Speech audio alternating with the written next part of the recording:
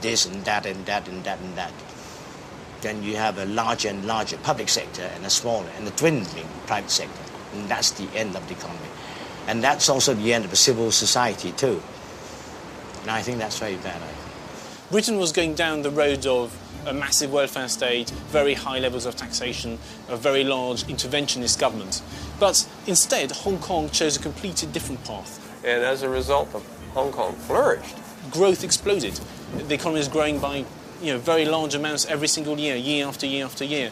And it grew much faster than Britain did and became richer than Britain per capita in, I think, about 1999 or something. It was a big, a big event. Stars shining bright above.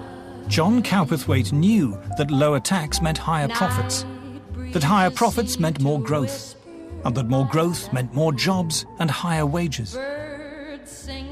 Before Cowperthwaite, Hong Kongers were about a third as rich as the British. Today, GDP per capita here is a third again higher. The odd thing is, back in 1960, say, the average Hong Konger would have probably given their right arm for the chance to live in Sunderland. Nowadays, I suspect they'd regard it as a prison sentence.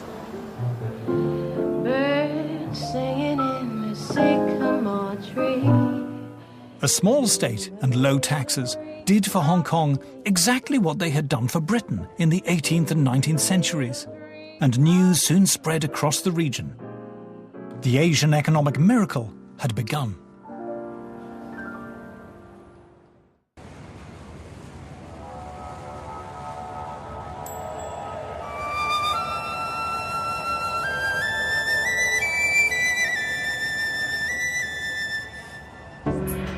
In Hong Kong in 1961, the Scottish civil servant John Cowperthwaite decided to slash taxes, and the place took off like a rocket. Suddenly, in the 60s and 70s, everything seemed to be made in Hong Kong. And when the factories in Hong Kong could no longer cope, they outsourced work to other parts of Asia. News of Cowperthwaite's miraculous reforms also spread, and soon they were being copied throughout the region with breathtaking results, even in mainland communist China.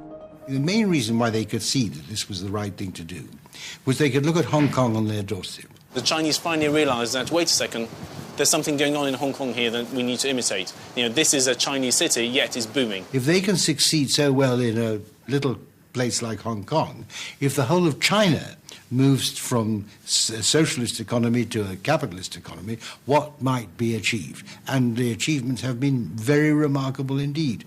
Instead of busts of Marx and Lenin, the Chinese started producing hundreds of statues of John Cowperthwaite, who was hailed as Asia's man of the century. Cowperthwaite's low-tax revolution then spread to Eastern Europe, which in the 90s was emerging from the nightmare of socialism. A low-flat tax was introduced in countries like Russia and Estonia and Latvia and Lithuania, where growth rates suddenly shot up to as high as 8%, 11%, even 12% a year. If you cut taxes, you make it easier to produce things, you make it easier to employ people, you encourage a dynamic economy, you sell more products, and you see your economy grow. It's as simple as that, really.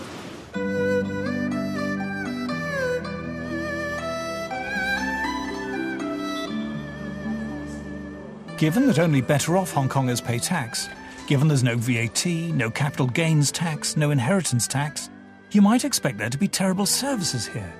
And yet, they have a transport system to die for. Platforms you could eat your dinner off. Giant, gleaming, snaking trains fitted with hundreds of TVs to entertain you. In the International Health and Education League tables, Hong Kong is always near the top, far ahead of the UK. How? Well, strange as it may seem, when tax rates were lowered here, tax revenues actually went up. If you cut taxes, actually what you see is you've got a dynamic economy which as a percentage terms is taxing people less, but actually yields more in taxation revenue. If you reduce taxes from very high levels, you can get more economic growth and more tax revenue. Cutting tax rates actually stimulates economic growth, creates more profits, more jobs, and therefore the Treasury ends up with more tax.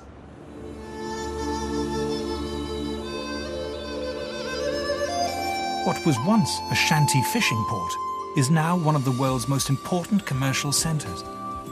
This is where the Asian economic miracle began. It's also one of the most exhilarating places on the planet. All these fast-growing emerging markets are very exciting places. If you just walk down the street in Hong Kong, you smell it in the air, you smell this optimism, this belief that people have that they can actually go out and achieve something, that they can build something. People can help themselves. If you give them the chance, if you give them more freedom, if you give the market more freedom to create wealth and job and investment, people will have job and help themselves.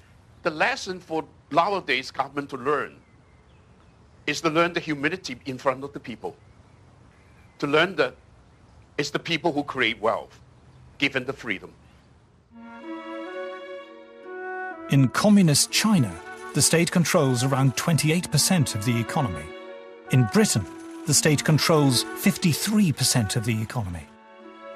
It is almost an iron law of economics, supported by 35 years of statistical research, that the bigger the state, the lower the level and the growth rate of national output. The last government tested to destruction the idea that more spending was the answer. The size of the state in Britain is now huge. I mean, more than half of all the wealth created in Britain is expropriated by the state. The reason that the public sector has grown is because in the last couple of years, because of the recession, because of the financial crisis, it has affected the private sector. Now, I believe that any economy, in modern developed economy, will be mixed. You can argue exactly who ought to be doing what. I'm not doctrinaire about that. The public sector spends more than the private sector in Britain, doesn't it? Well, the public sector is an important part of our economy, of course, yes. The public sector is bigger than the private sector now, isn't it? Well, I mean, the two are mutually... The two parts of the economy depend on each other, don't they? Well, I mean, the public sector certainly depends on the private sector. I mean, it's debatable how much the private sector depends on the public sector. Well, government procures goods and services from the private sector. But with the private sector's money, all the wealth comes from the private sector, doesn't it? Well, the wealth comes from all of us. I mean, it depends quite what you define as wealth. When are we actually going to realise that a growing state sector doesn't work? 55%? 60%? 65%? How much of the economy have our political classes got to control until we say enough? Well, the era of big government is dead. The government can't expand any further, it can't tax any further, and it has a massive debt to repay. People have to realise they're their own master. The state has to step aside and allow them to take responsibility for themselves, for their family, and for their children. I've got £90,000 in my pyjamas. For all George Osborne's so-called cuts, public spending in 2015 will actually be higher than it was in 2009, and our taxes will have gone up. Present government policy will not work.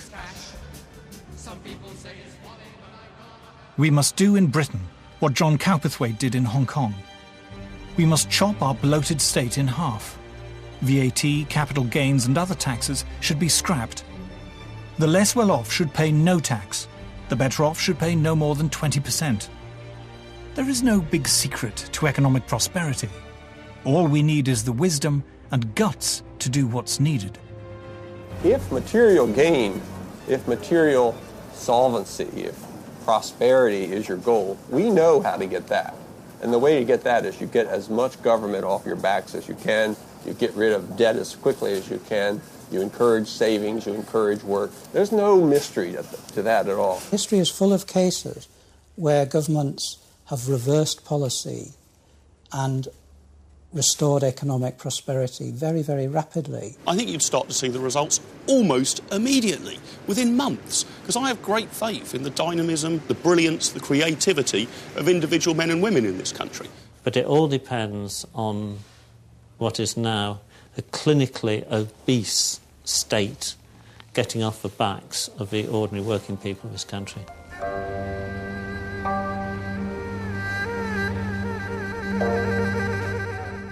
If you want a glimpse of what Britain used to be like in its glory days, Don't go to a museum. Take a trip to Hong Kong. You learned the lessons, as it were, from the British of the 18th and 19th centuries. We can learn that lesson again, you think? Obviously, because we learn it from the British people. You have to go back to Adam Smith to start again. Start it all over again. Poor us.